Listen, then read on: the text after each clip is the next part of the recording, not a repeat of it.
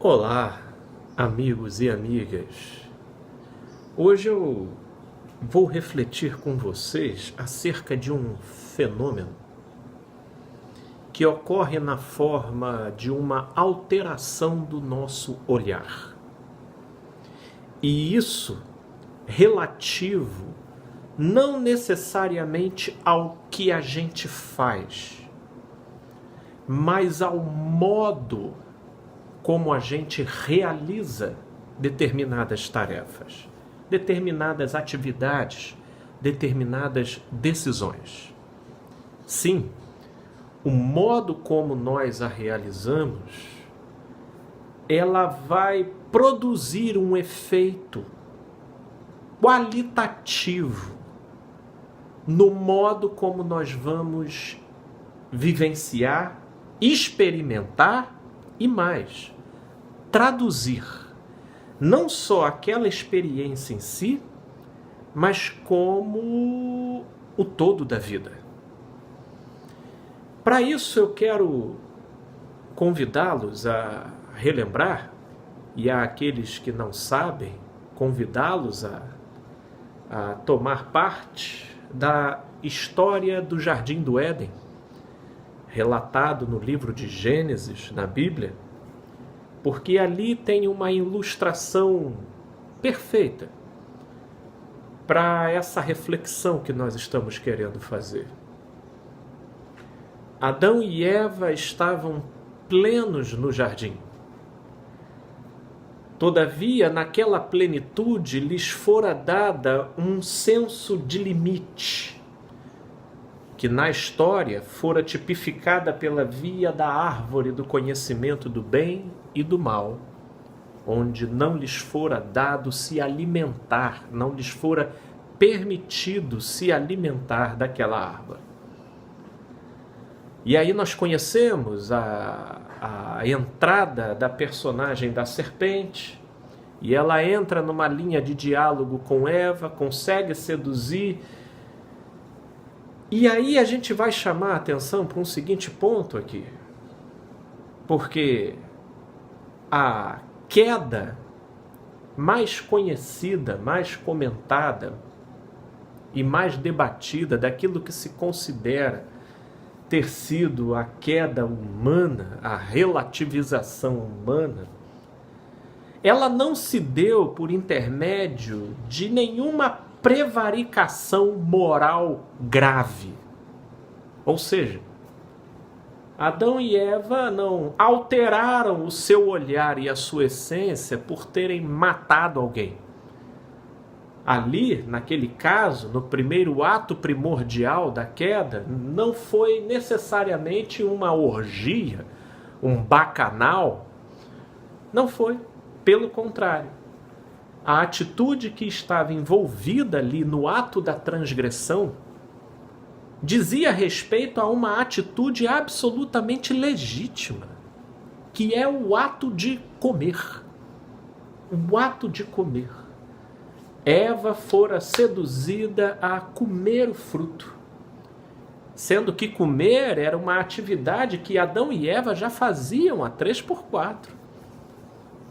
É básico do ser humano a alimentação. Mas face ao contexto que estava envolvido e aquilo do qual Adão e Eva já tinham ciência acerca daquela árvore, comer daquela árvore criou um modo de comer que alterou o ato em si.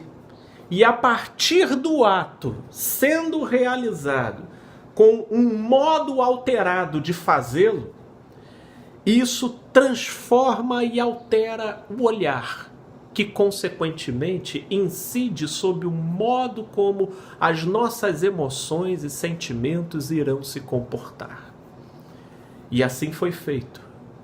Adão comeu, Eva comeu, e imediatamente aquela voz que sempre visitava Adão e Eva no jardim, que era a voz outrora da companhia, a voz do aconchego, a voz do Pai que está nos céus se transforma na voz do juiz, do inquisidor. Não porque de fato a voz assim o fosse, mas porque o olhar de Adão e Eva foram alterados pelo modo como eles se utilizaram de uma determinada atividade, alterando a essência, alterando a energia, alterando as emoções. E a voz veio: Adão, Adão, onde estás? E Adão estava escondido, junto com Eva, porque eles já ouviam essa voz com um filtro interpretativo adulterado. E eu muitas vezes observo esses efeitos a 3x4 na nossa vida.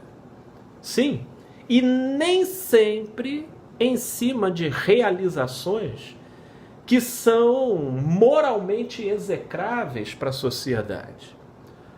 Por vezes eu vejo essa alteração do olhar sendo produzido dentro das atividades mais corriqueiras e, de uma certa forma, até louváveis do ponto de vista social. Todavia, o modo como a gente realiza isso altera o nosso olhar. Altera. Por exemplo, um pai que deixa de ficar com o seu filho, dizendo para a família que ele assim está fazendo porque ele precisa trabalhar. Ora, de fato ele precisa trabalhar e de fato esse é um argumento plausível.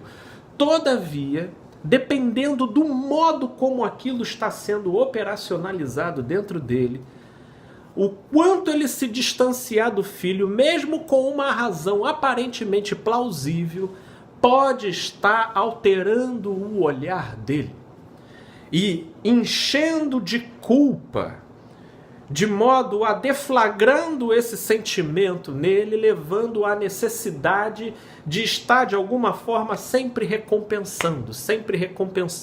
E geralmente o que se faz dentro desse contexto que nós estamos falando é recompensar com bens materiais, com dinheiro, como forma de tentar sanar a sensação de dívida que passou a rodar e a alterar o olhar do sujeito na valoração e na medida das coisas com que ele está lidando. Assim acontece com a gente. Dependendo do modo como a gente se coloca para fazer alguma coisa, aquilo muda o nosso olhar. E uma mesma voz que outrora era uma voz que tinha, ou um acontecimento, ou uma situação que tinha o seu devido lugar e o seu devido significado, após a alteração do olhar, por vezes, se é a culpa que está no meio, começa toda uma interpretação paranoica da realidade. É um outro movimento que eu também já vi com demasiada frequência, principalmente pelo modo como o sujeito alterou o seu olhar na prática de uma coisa que violou a si mesmo ou ao próximo. Ele começa a caminhar na vida e as coisas que outrora ele observava, tomava ciência, chegava até ele como notícia, mas até então ele administrava muito bem, ele começa a fazer uma estranha correlação de causa e efeito, como se aquilo estivesse propositalmente sendo orquestrado para atingi-lo. É a paranoia, é a alteração do olhar. Portanto, observe, não necessariamente a atitude em si, porque tem algumas que são clássicas. São as violações morais mais escrachadas. Essas eu acho que dispensa a gente identificar, tanto quanto especificar.